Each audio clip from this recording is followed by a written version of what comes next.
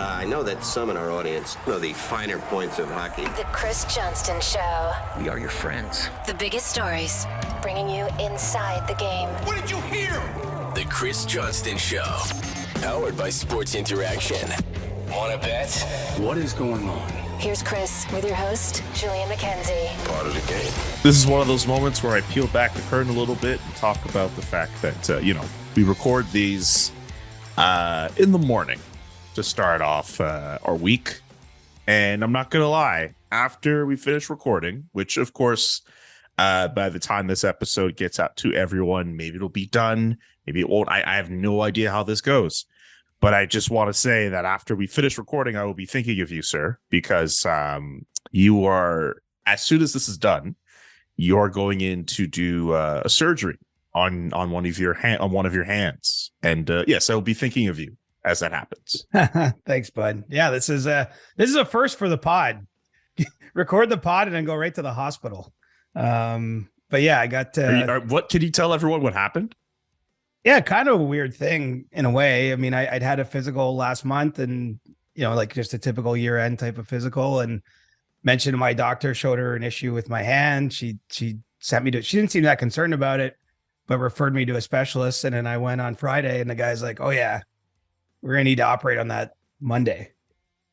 So essentially I have a bit of a blockage in my right hand, and it could affect the use of my fingers if it was left there for too long. So they got to take care of that today. And it's a first for me. It's funny. Like I was actually thinking, for all the time in my career I've spent speaking with athletes about, their recoveries from ailments, injuries, surgeries, I've never actually had one myself. So quite fortunate to have been gone this far without it. But this will all be brand new and be put under a general anesthetic. And, you'll notice no coffee with this morning's pod because I'm fasting right now in anticipation of that. And hopefully everything will be just fine after the surgery. Yeah, that's what I'm hoping for, too. In all seriousness, just knocking on the wood and just hoping for you. I'm glad you're showing some good humor about it, because I can imagine for you not having coffee is that must be pretty killing. Yeah, I mean, I wouldn't mind one. I had to get up this morning to get my run in already. So, you got your run in. Oh yeah. Streak's still going, bud. Good thing this isn't like surgery. 1,000 days? 985 today. So we're getting close to 1,000. But okay, great. Who knows? Like the surgery throws a little bit of a curveball in. I don't know how I'm going to feel tomorrow, but I know this. If it was foot surgery, the streak would be over. But the fact it's a hand, I should be able to work around that, I would think. I don't really know what the week's going to look like. I don't know how much pain I'll be in, if I'll be on pain medication. So we'll be day to day for Thursday's show and see where we end up. Yeah. So everyone who watches or listens to this episode, be on the lookout on social media later this week for an update about Thursday's edition of the CJ show. And it's because it's very important that CJ is at 100%. So if he can't go on the Thursday, we will just postpone it to another time, and we'll just come back on Monday, or we'll figure something out. But the most important thing is that CJ is at 100%. And again, buddy, thinking of you as you go through surgery today. I appreciate it. I'm wondering what it's going to be like on the other side of this. I mean, you're a writer. I'm a writer in my other job. I mean, I don't know if I'm going to be doing the chicken scratch typing for a couple of weeks or what, because I'm going to have a cast on these two fingers. My pinky finger and my ring finger on my right hand. So it's going to be some challenges doing the job, but voice to text. You can't write with voice to text. You couldn't write a story. Like, you're going to dictate a lead. No, I mean, I don't know. I mean, like a 1950s newspaper man phoning his lead into the office. Joe DiMaggio had 2 home runs today. Is false going 8 years ago. I don't know. I mean, are you crazy about voice to text? You don't seem like a guy who's crazy about voice to text. I'm not worried about texting. I'm more thinking about like writing a story. Right. No, well, I mean, not like texting. I mean, I don't know. Like if you're trying to go through the rigors of writing an entire article, and I don't know how long does it take for you to write an article? Well, it depends what the story is, right? I'm not on the fast. I guess that's fair.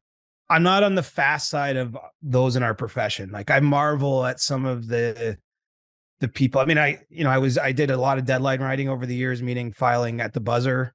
So I can do that, but I'm a little bit more of a plotter than I mean, there's a guy named Dave Perkins. He was a Toronto Star sports columnist, and I covered a lot of golf with him early in my career. And the last putt would be going in, and like 5 minutes later, he's like, see you at the bar, whatever. Like he's like out, and you'd read his story the next day, and it was always so good. Like he had like a really unique writing style in his own voice, and he didn't need all the quotes. And I don't know. I always marvel at those that could do it that way, because I tend to need to sit and think a little bit longer and procrastinate like anyone. So I'm not the fastest writer as it is. And then now I'm going to be down a few digits. So it's going to be a challenge.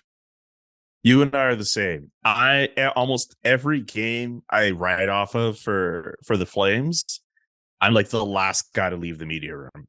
Like I just need that time. I need the how many hours after a game to write something. Like in the CP days, I could file something pretty quick. But like now that I don't have the pressure of filing on that deadline, I just feel so much more relaxed, and like I need that time. I need to procrastinate. So I completely relate with you. Do you know what's funny though? I found the times when you're under a crunch and the emotion of the moment is kind of propelling you. Sometimes the writing is better. Like sometimes when you have less time to think about it, so maybe you're maybe not quite as methodical, or you haven't really analyzed the situation as deeply, but sometimes it comes across a little bit better when you're able to convey that emotion or energy. I'm thinking like when you cover a team, when I covered Team Canada winning the Olympics or something, like when you're there in the moment and you're under deadline pressure, sometimes you get out of your own way a little bit more, I find. But you can't recreate that every day of the season or every day that, like, it's not always there. But when it's there, it can be a help on the writing side. I agree. I don't know about you, but it just feels like I'm trying to think of a better example. But like sometimes if you just like, I'll go through a moment where something just happens like in a game and it's just so obvious what the story is, or you go down and like someone says something and you're like, holy crap, like that's it. And then like that's when you're just like, all right, boom. And you talk about getting out of your own way. I totally feel you, because at that point you're just like, F it. Like this is the story. This is what's going in. And you're not necessarily like hampered by, I got this block where I'm not sure I should write for this graph, or I don't know how to start this story. It just, for whatever reason, just kind of flows. Am I on that same track? For sure. And I've never been one who can work ahead. Like I use the time I have. I've always worked to my deadline, whatever that deadline is. So it's not always the best. Sometimes now the funny, like I file on a different schedule now working at North Star Bets than I have in the past. And quite often I'm filing at like 8 a.m. And so it still means I'll obviously work on it the night before, but I'll still wake up and finish it usually at 6:30 or whatever. Like I just find I need that time. I want to use every available minute you have, because something could change or whatever. But I was the same in university and high school. Like I always got my essays and things in on time, but I pulled a few all-nighters in university and that kind of thing, because I wasn't good at working ahead. Never have been. By the way, I hope you don't mind that like the last little while it's kind of expanded from your hand surgery to your process. I just think, since considering that we get people who sometimes ask you questions about, what advice, like give me some advice for me to go through journalism school or whatever, or other things. I think there is a section of people who might find that interesting. I'm sure, it's hard to give advice. That's the one thing. Like I always try when people reach out, but there's not like one path, right? I mean, I think, we had it actually, there's a question last week, right? I saw it was clipped on Twitter, but I think like just sticking with it and whatever, but there's like the industry's changing so fast. Like I'm kind of midway through my career. I view it like, I don't know what it's all going to look like. It still feels very much like it could change and evolve quite significantly still yet from what it has. And, when I started my career, I literally was excited to like hold up a physical newspaper with my writing in it. So, no idea, where it's going, but, yeah, I mean, I'm always fine to share whatever's on your mind, including hand surgery details. We're gonna need a full. I mean, you're gonna be under anesthetic, so you won't be able to give us the full scope. Just imagine an episode be like, tell us everything that happened. Well, maybe there'll be an update on the SDPN injury report. Yeah, you're gonna be on the injured reserve. Oh, the 10-day injured list. Wow, Is 10 days sufficient? Hopefully, it's not 60 days. No, 10 should. I think it should be fine. Again, I just don't know how this week will go, but I mean, the specialist didn't raise any crazy alarms about this. I still have to go under though. I mean, it's going to be, don't text me today and expect a response. Put it that way. No, we'll make sure you get your rest. Anyway, we got to do sports interaction real quick, and then we got to get through the rest of today's topics. We're going to talk about Connor Bedard. We have a trading pile, some Ask CJ questions, and then we will wrap this baby up. But first, time for sports interaction. You can bet that with David Bastel. Brought to you by Sports Interaction. Get in the action and make a play. 19 plus. Please play responsibly. Welcome to You Can Bet That. Remember to hit up sportsinteraction.com/SDPN for all of your gaming needs. When we had David Bastel on last week, he sold us on the idea Steven Stamkos could score 2 goals against the Winnipeg Jets in order for him to reach milestone goal number 500. Well, he still hasn't done it yet, so his next chance will come on Tuesday against the Columbus Blue Jackets. Another chance against the Vancouver Canucks later this week. By the way, the game against the Jackets at plus 659, the odds for him to score then, plus 484 against the Vancouver Canucks later this week. On the 14th against the St. Louis Blues at plus 452. I think the best odds right now, plus 353 against the Edmonton Oilers on January 19th.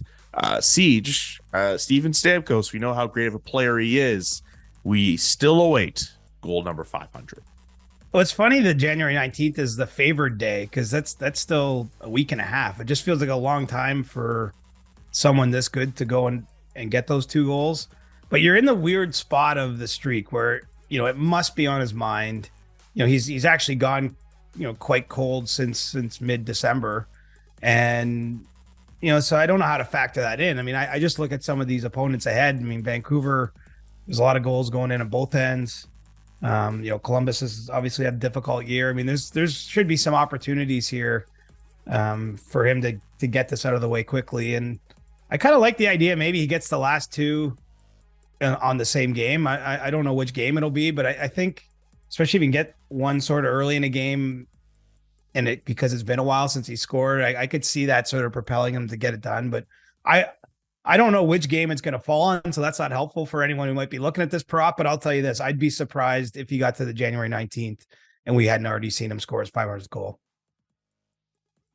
Yeah, I'd be pretty surprised too. I still think Steven Stamkos could probably get it done before that game against the Edmonton Oilers. But hey, if it takes him that long and you happen to bet that game, you'll probably be pretty happy. Don't forget to check out sportsinteraction.com/SDPN for all the best odds before game, in game, and the best props. sportsinteraction.com/SDPN. Anything crazy catch your eye this weekend in terms of NHL games, NHL results, NHL moments? Jeff Merrick and Elliot Friedman discussing the possibility of an alligator during the NHL All-Star game in Florida. Yeah, all the above. Could I talk about a Western Hockey League game? Or even a Western Hockey League trade? Like 28, 28 draft picks. It was 10 draft picks. Blazers. Kamloops, the Blazers, and I forget which other team is involved. But the Blazers are hosting the Memorial Cup, so they're obviously pushing all the chips in to try to win that on home ice. But what really caught my eye, quite honestly, is Connor Bedard returning to the Regina Pats, playing game against the Calgary Hitmen, and in his first game back from the World Juniors, getting 4 goals, 2 of them shorthanded, 2 assists. He was in on all 6 goals the Pats scored and had 13 shots on net in the game, in case anyone was wondering if maybe he just got lucky or something, or just had a heated night. And look, this is the way I look at this, is that, of course, any player, and there's so many great players in Canadian junior hockey. If you actually look at the WHL scoring leaders, the top 5 or 6 players are all draft eligible. So this is a good year for prospects in the Western Hockey League. But he just does this so routinely. That's what I think is crazy. Like his last game at the start of December for Regina before he went to the World Junior Camp was a 5-point game. You know, we all spent a lot of time talking what he did at the World Junior Tournament, where he had a 6 and 7-point game during that event. And then he returns and has a 6-point game back. I mean, I just wonder, quite honestly, and obviously there's so much spotlight on Connor Bedard the last 2 weeks, but I do wonder if he might even be a little better than what people are expecting. Like, I think people are still getting their mind around what this is. And, you know, because he has sort of a unique set of skills in the sense that he's not overly big. He's not, you know, you watch Connor McDavid, you don't have to know anything about hockey. Like, that dude is fast. Like he looks like he's playing on a different speed, right? It's like a different game. And so I think some people maybe have slept on Connor Bedard because he doesn't have one. I mean, his shot is outstanding. Don't get me wrong. And you saw how many amazing goals he set up in the World Junior Tournament. Like I'm not trying to knock him, but he maybe doesn't have that one thing that everyone can sell, but man, the collection and the package of it is pretty special. And, you know, dude just left the WHL for a month, came back and torches in his first game. He still got an 8-point lead in the scoring race. Like, crazy. So that's what caught my eye. Quite honestly, I didn't obviously see the game, but the fact that he just walked back, like, you can even imagine like the emotions. Like, it's like going back to school after summer vacation or something. Like, it's like, I can't believe he could just step back in and be at that level. That's something.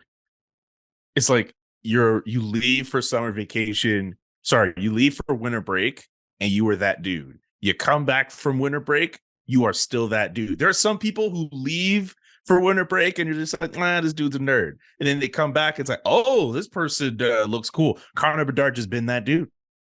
Right. But I would think it was emotionally exhausting, his experience of the World Junior Tournament, and physically too. I mean, it's a lot of games. He played a lot of minutes.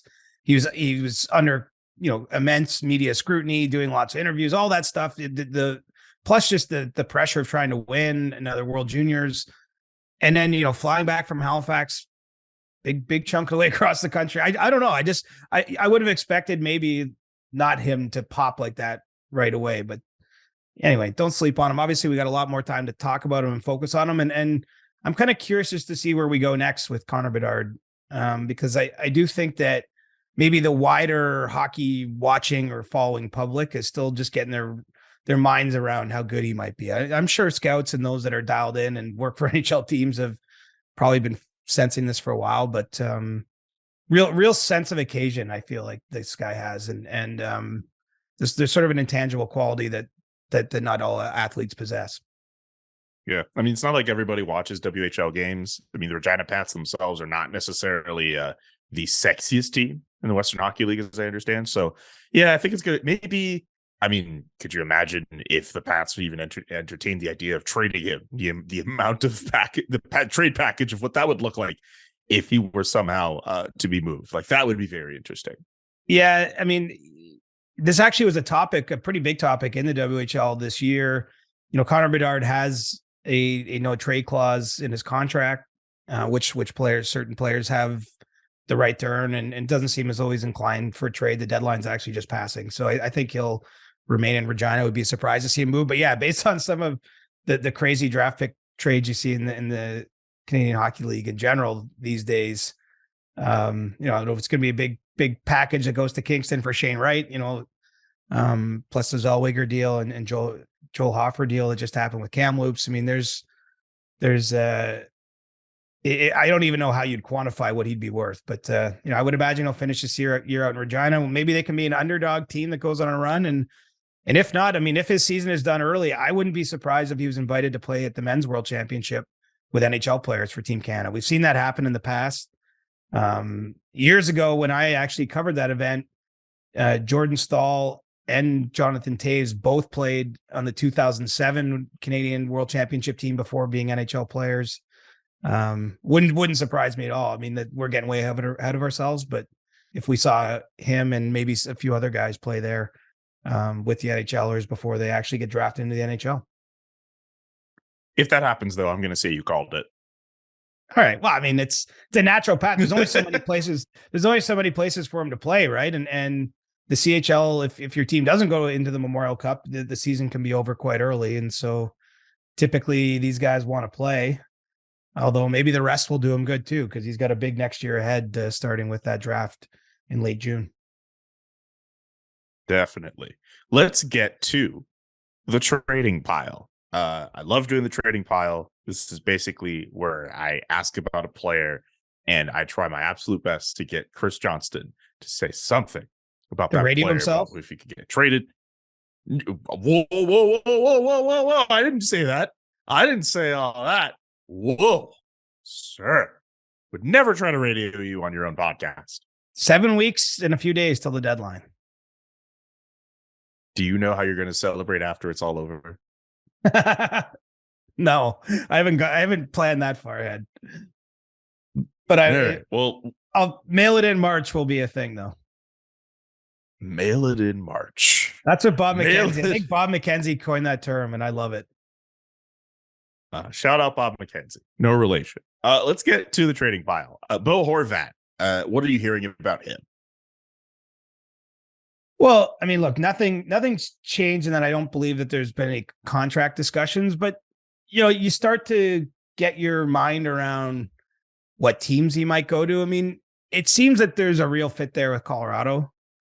I could see that one making sense. I mean, the Avalanche have had such a tough year with injuries. I mean, we don't have to tell producer Drew of our fine network here and the group chat about the kind of year the Avs have had. And, they got a big win in Edmonton. That, talk about exciting games. That was a pretty exciting overtime they played in Edmonton on Saturday. Amazing. But they're straddling the playoff line, right? They're not definitively in. I don't have any reason to believe they won't get there and put on a second half push if they need one as they get healthier. But, I think that there's going to be some focus on the front office to get something done. And so, I think the top teams really, I mean, look, Bo Horvat might be the best rental player available at the deadline. I mean, maybe you might sell me on Timo Meier from San Jose. But when we talk about the year Horvat's having, so I could see Boston. Toronto is going to be in on a forward. I wonder if he makes some sense for them. But I don't think anything's really.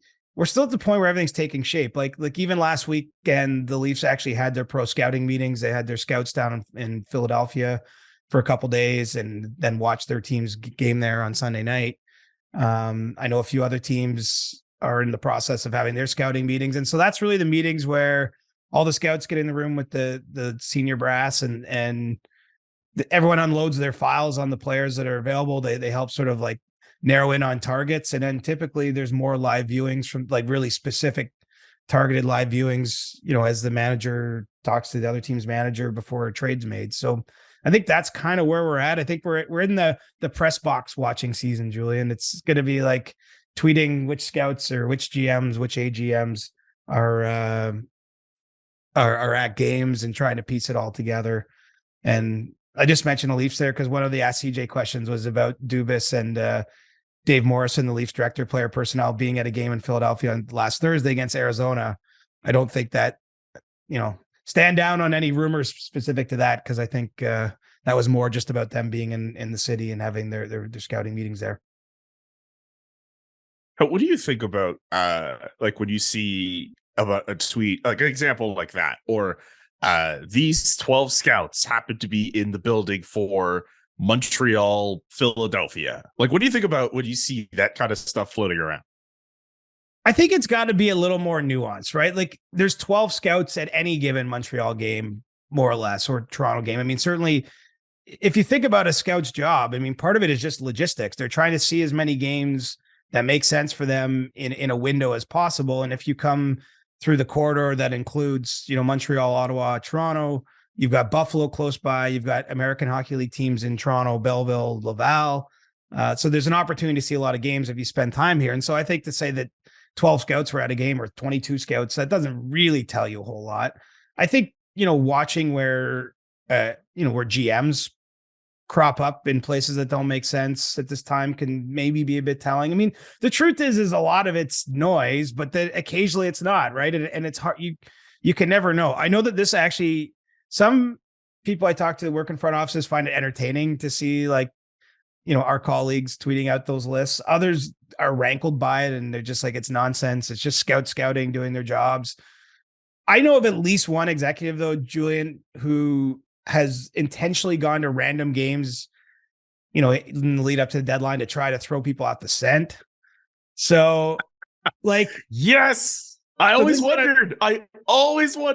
So like, it's somewhere in the middle, right? There's not a pretty answer here, because the truth is sometimes, like, I'm not going to reveal, but some people I've been speaking to in the last few days already that work for teams are out specifically watching certain players because they're real targets for their team. And so like that is happening. It's just hard to know. Like sometimes a guy's just at a game because he's in the city, kind of like the Leafs example, right? Their team was playing in Philly. So they had their scouting meetings in Philly. There was a game before their game in Philly and they went to it. Like, I mean, sometimes, we don't always know that the scouts don't have to tell you why they're at every game. So, or GMs or AGMs or what have you. So it's a bit of a cat and mouse kind of game.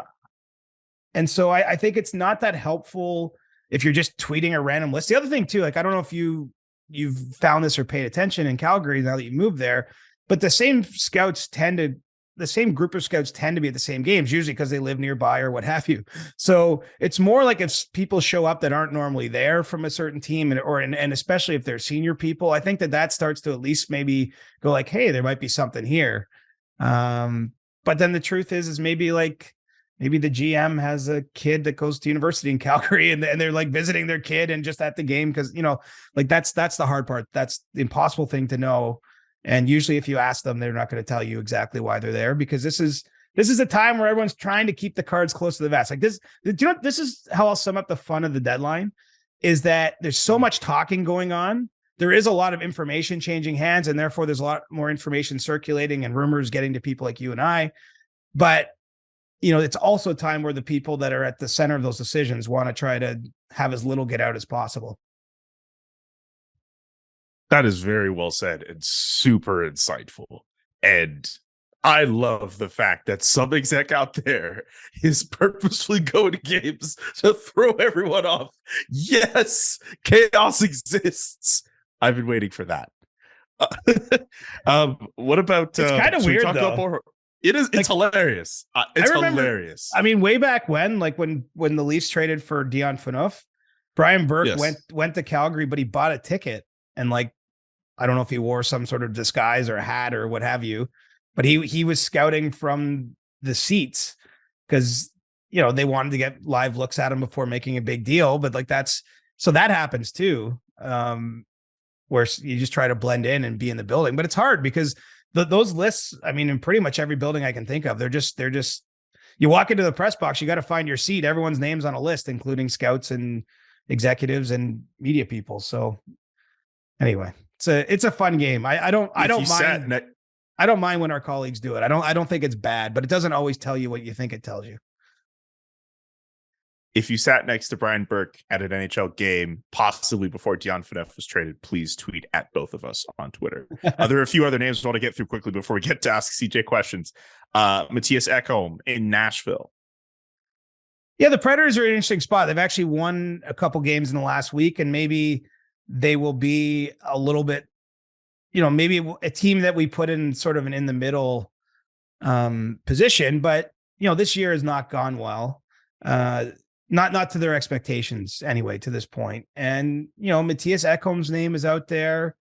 Ryan McDonough's name has been out there a little bit. I believe he has a no trade clause. So, anything that would or could happen would have to involve him having a say in that. But, I think that's a reflection kind of the year that the Preds have had, is that they have to look at those kind of changes. I mean, Ekholm's brand new in a contract that he just signed an extension last year. And McDonough's case, they traded for him from Tampa in the offseason, and he had to waive his no trade clause then to go to Nashville. So,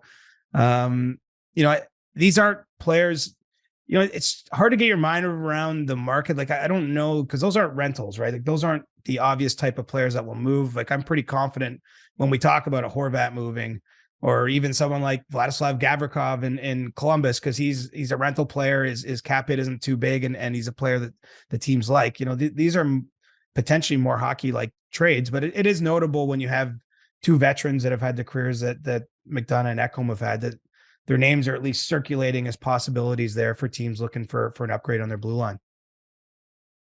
All right. What about Ryan O'Reilly, who we discussed last week?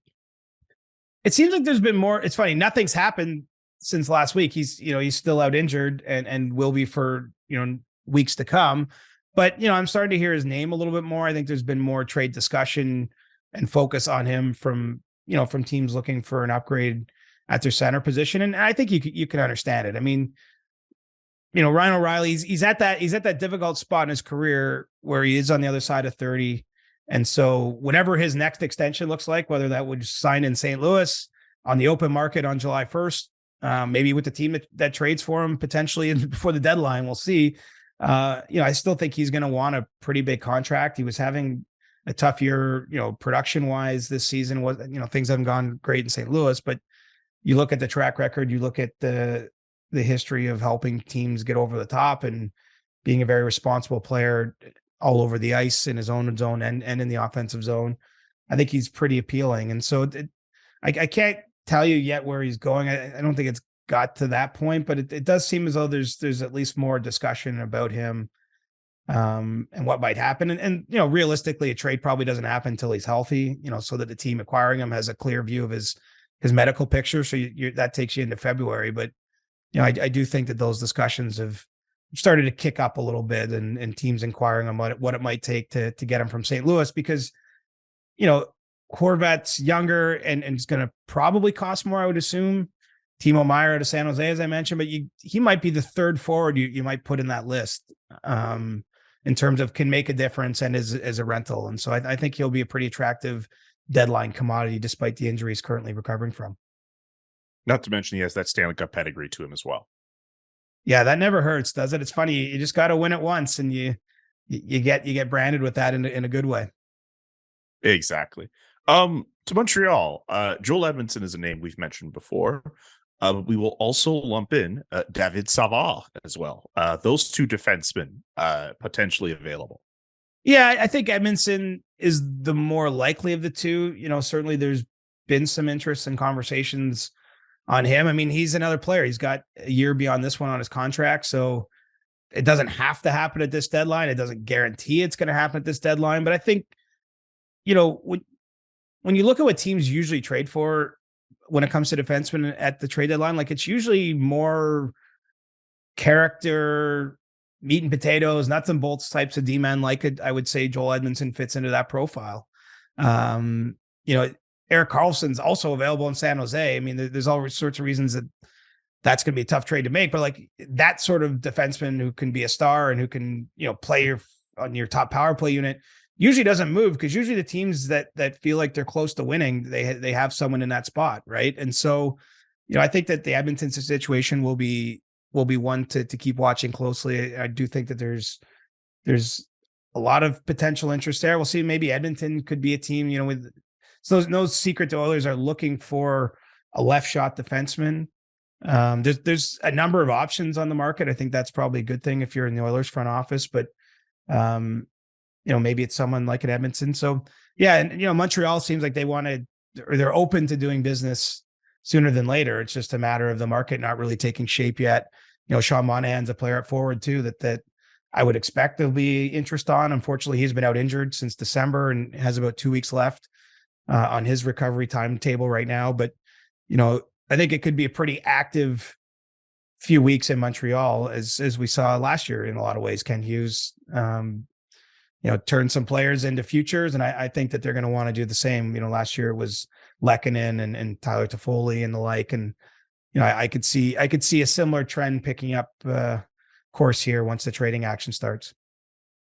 And so, yeah, with regards to Edmondson, but maybe more Savard, is there any other tidbit with him, or it's just kind of in the same boat with Edmondson? I'd say his name is circulating a bit. I don't know that Montreal feels they have to move him. I think, what's interesting about the Canadians, right? When you get a new management group, it's not like everyone's being traded, but it's almost as though there's some degree of discussion that can be had on virtually anyone. I mean, I think we know they're not trading Nick Suzuki or Cole Caulfield, but what I mean is the older players on the roster, even those with some term on their contract, I think management has to look at, what those players might bring back. I mean, that's what you had in the Toffoli deal, right? They traded, wasn't someone on an expiring deal, but they don't have the loyalty maybe to the players because, David Savard is pretty newly gone there as a free agent, but it was under the previous regime.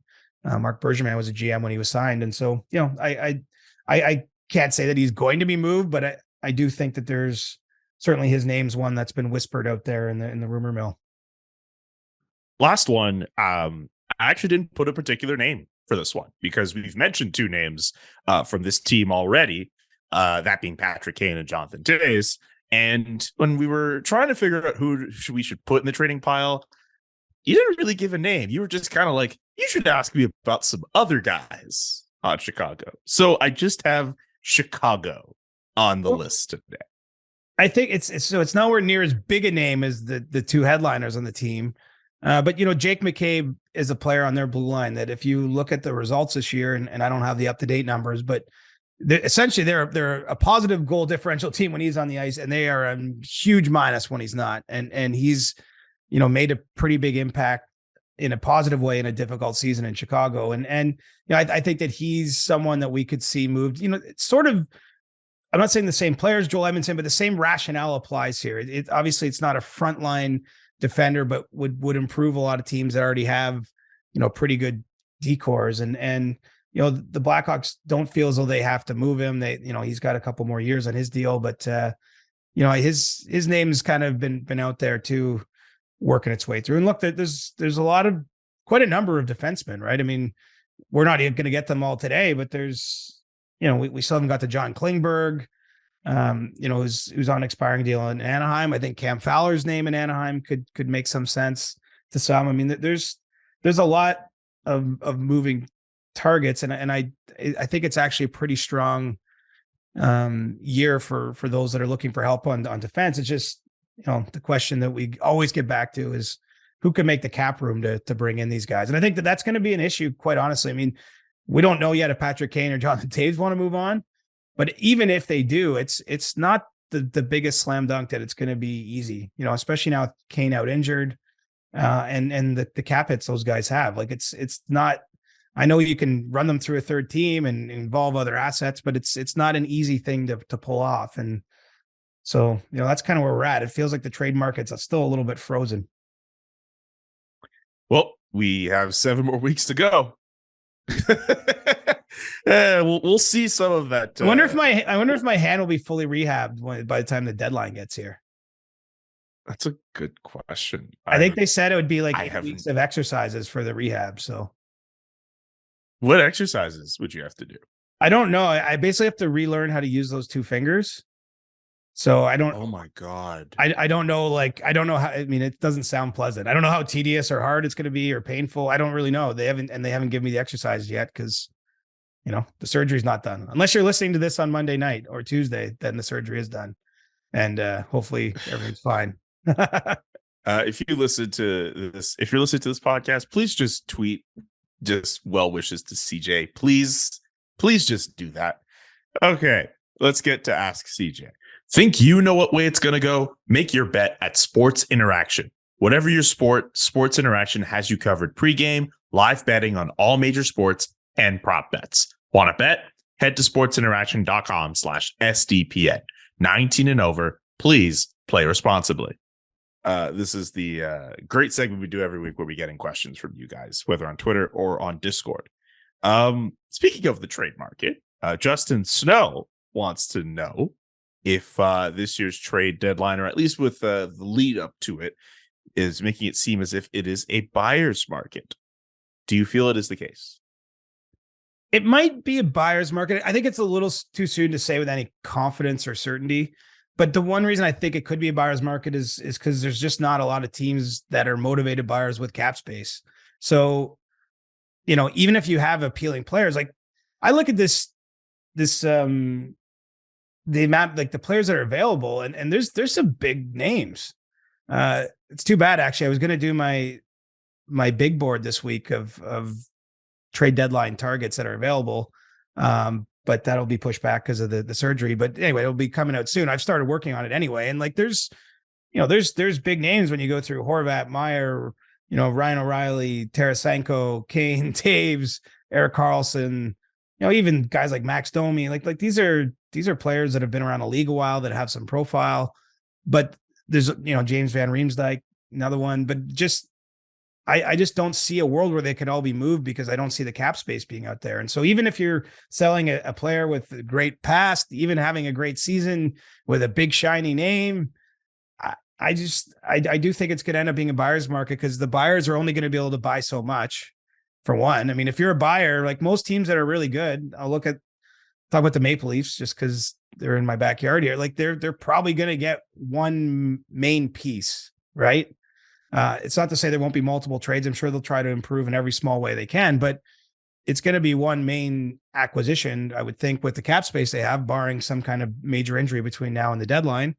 And so you have to decide, if you're them, what is that thing? I'm sure that's the kind of discussion that's being had when they have a pro scouting meeting. I mean, the Oilers are in the same spot. They're going to find this left shot defenseman. I mean, there's not a lot of money left over to go buying other things in the aisle. And so I could see it becoming a buyer's market. I think on top of that, most teams aren't going to want to be trading first round picks. Maybe you'll see a couple change hands at this deadline, but by and large, teams are looking at this draft because it goes much deeper than Bedard in terms of enticing talent and not necessarily wanting to sacrifice their first rounder at this deadline. And so, that's usually the measure of a deadline. If it's buyer or sellers, how many first round picks change hands? If it's a lot, that meant that it was a seller's market. And if it's very few, that's a buyer's market. By the way, lost in all that, one main piece for the Leafs. One main piece for the Leafs. That's what CJ said. 7 weeks, though. Like, there's a lot of games between then and now. The injuries, like lots of things can happen that change that. But I just think looking at their cap space, that they're again, I would expect multiple moves. If you look at the last number of deadlines, they made all kinds of smaller trades. But like it's one main move is ultimately what it'll be. Okay. How about this one from Robert Kenny on Twitter? What the heck is going on with Jacob Vrana and the Detroit Red Wings? We didn't get to that on last Thursday's show because he was already on waivers and we didn't want to talk about it to the point where, we talk about stuff and then he clears and we don't know if he gets claimed or whatever. So this is our first time talking about it. Yeah. I mean, I would suggest that his time there looks to be limited at this point in time. But it's been a hard season. Look, and the reason this happened now is the Red Wings, have players getting healthy. They've welcomed Robbie Fabry back after his third ACL surgery. Good for him for working his way back. I mean, a lot of players would be discouraged facing 3 recoveries as long as those ones. And they have Tyler Bertuzzi coming back shortly. So, they had a roster issue and decided that, there was other players, of course, they could have exposed to waivers or sent down that were waiver exempt, but, they decided Vrana was the odd man out. I was still a bit surprised given everything that he cleared because he's still 26 years old. And if you look at his 5-on-5 scoring rates in the seasons previous to this one, I know he hasn't played much this year. He spent some time in the player assistance program, but I mean, to me, that's a pretty enticing free asset, especially for some of maybe the teams that aren't trying to win right now, like that have the cap space. But, that being said, he still remains in Grand Rapids. He was assigned formally to the American Hockey League after clearing waivers. I believe the Red Wings would trade him and retain some salary or maybe take back another player to help make that work. And so, he'll be one of the names on my big board when it's formally released, because I think, the writing's on the wall there that it's likely the organization will be ready to move on from him. And, I wouldn't be the least bit surprised to see him, obviously I hope he's in a good place personally, after that time in the player assistance program, but I wouldn't be the least bit surprised to see him be back and be a productive NHLer somewhere else down the road. From JD LaGrange, how do you see the odds of the Florida Panthers making the playoffs? Trading their unprotected first to the Habs could prove to be very, very costly.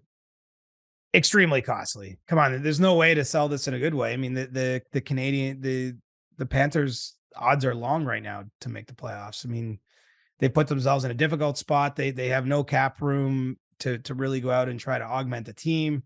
They've got Anthony Duclair coming back, which is good news, of course, after, being out with Achilles injury, but they still have to make the room to activate him from LTIR. So they're between a rock and a hard place, and they can't even look at their draft position and go, well, at least we're going to get something out of this last year. And so I would suggest the Canadiens front office is probably watching their results closely, and that's going to end up being a pretty good pick. At worst, I guess it's 16th, and could be better. Teams can win the lottery, move up 10 spots. They could still just miss the playoffs and move up to like the 6 or 7 pick. So, it's not what the Panthers would have envisioned while winning the President's Trophy last year and going all in at the deadline, trading both of, a couple firsts at last year's deadline, and not protecting it lottery wise will be one that we look back on and say, ooh, tough decision. I mean, it's similar to the same thing happened to San Jose when they dealt a unprotected first to Ottawa for Erik Karlsson, and that turned into a high pick. Actually, Ottawa did it to Colorado for Matt Duchene, and that turned into a high pick. So, there is some precedent for this, but it's can't be a comfortable situation for the Panthers front office. Last one for you. From No Hope Kids, a question for the show. In sports media, what is the difference between a sports journalist, investigative journalist, insider, writer, analyst, and whatnot? Like, what is the difference between a Rick Westhead, an Elliot Friedman, and a Sean McIndoe? I didn't know we'd make a Sean McIndoe reference on the CJ show. They just kind of want to know a difference between all the different jobs particularly in hockey media. Well, it depends what value you place in a title, right? Like, I think you can kind of assume any title you want. I mean, generally what you're highlighting there, though, is we all have different skill sets and different sort of areas of interest within a pretty broad industry.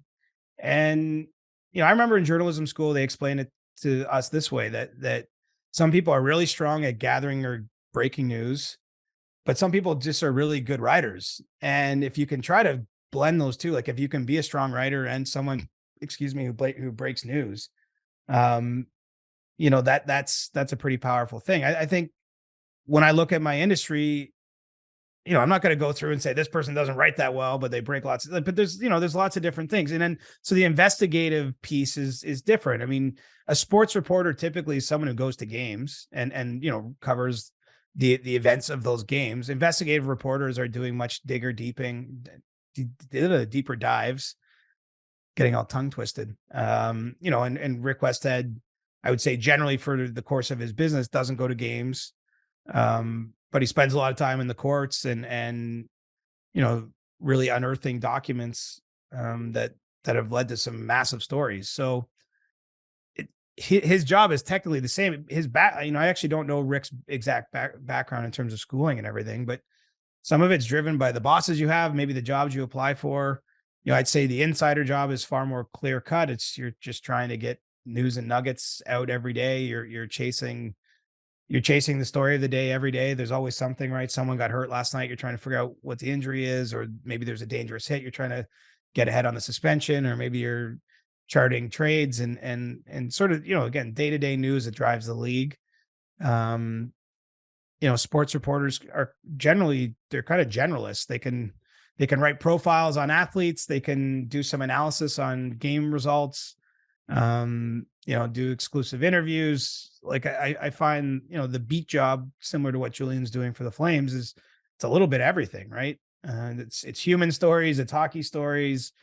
It's, something serious could happen at a game you're covering. All of a sudden it's like a true news kind of event. Like, you have to be able to do a little bit of everything. You write obituaries from time to time. Like it takes a lot of different skills. Whereas some of the others are more focused. Anyway, I feel like I maybe didn't give the clearest answer there, but the best way to kind of think about it is we all have different skill sets, and there's a lot of different ways to be relevant in sports media too. Some people are the finest writers you've ever read. Some people just break more news and keep you informed that way. And I try to do a little bit of everything, and jack of all trades, master of none kind of vibe. You do a great job of being a jack of all trades, sir. And that's going to do it for Ask CJ on this fine Monday as we wrap up the CJ Show. Again, we will update you as soon as we can about a Thursday show.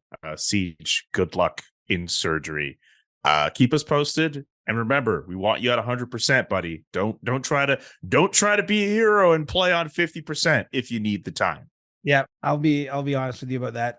I don't really know what to expect, of course. So it's a new life experience. This hand will look a little different next time you see it, and but everything's going to be good. Just lucky to live in a country, in a place where I can get the care I need. Exactly. Send your well wishes to Chris on Twitter at Reporter Chris, or you can leave them in the comments of this video. I don't know when the last time CJ checked Discord is, but you can do that on Discord as well. I don't know if we can get like a channel going. We can send some well wishes your way, but yeah, you deserve the well wishes.